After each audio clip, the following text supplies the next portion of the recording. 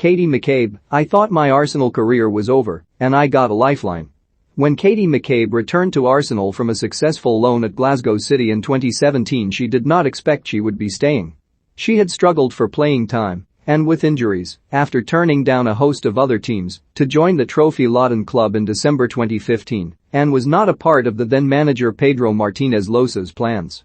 When I came back from Glasgow City, we trained for 2 weeks, and I was out of contract in the December, and the new manager Joe Montemurro sat me down after the 2 weeks training, and then he said he was going to offer me a contract extension to the summer, and I was thrilled, she says.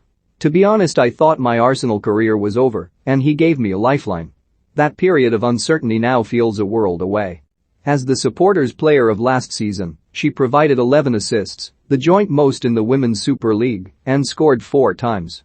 Now, 5 games in, the Republic of Ireland captain has 3 goals and 3 assists, matching her in-form club teammate Beth Mead despite playing predominantly at left back, has been named the Barclays WSL Player of the Month for October, was named by the Arsenal legend Ian Wright as his current favourite player, and was praised in the international break by the Ireland great Paul McGrath. I didn't know that actually, she says with a grin, when told she has matched Mead's stats in fewer minutes. Me getting up there to help create those goal-scoring opportunities and get shots away is down to the team, the position we're in off the ball, and the organization we have all over the park. Being on the end of the goals is obviously really nice.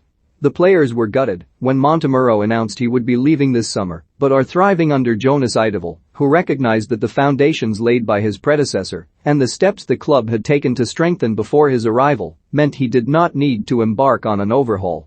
You can always improve each season, McCabe says. It was down to the coaching staff and Jonas to figure out how we could do that, and we worked on things from the start of the summer. We had a lot of players at the Olympics, but our academy players came up and came in, and it was really important that we had them in the pre-season friendly games to help us get on target and up to scratch. McCabe, a fan favorite for club and country because her slick play is coupled with a fiery, no-nonsense but also playful attitude on the pitch, has been given one of the catchiest chants to the tune of Billy Ray Cyrus's Achy Breaky Heart by Arsenal fans. She admits she gets it stuck in her head.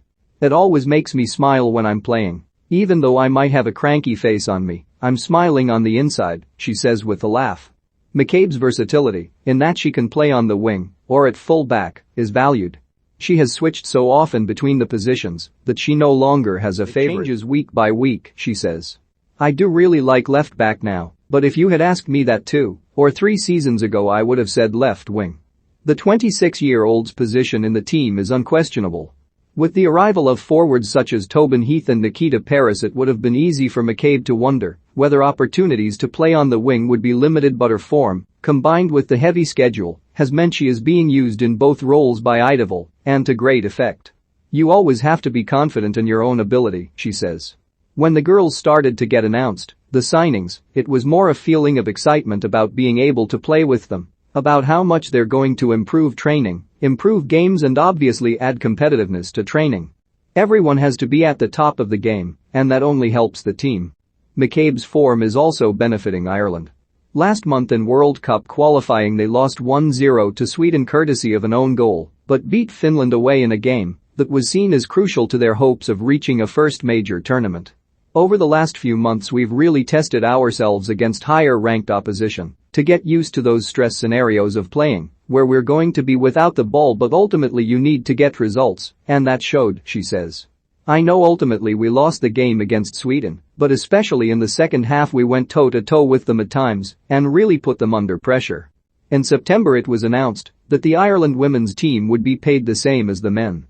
It was monumental for us, to be honest, says McCabe. The work that the FI had done, Seamus Coleman as the men's captain too, that work behind the scenes to ultimately get the deal done was fantastic. It sent out a real message across the world of football at international level especially. We're making strides, and from when I first came into where we're at I'm really proud of it. But we want to keep pushing, we want to keep breaking down barriers and keep that momentum going. We can't sit still, and that's the message we want to send. Katie McCabe is the Barclays WSL Player of the Month for October. Read our interview with September's Player of the Month, Beth Mead, here.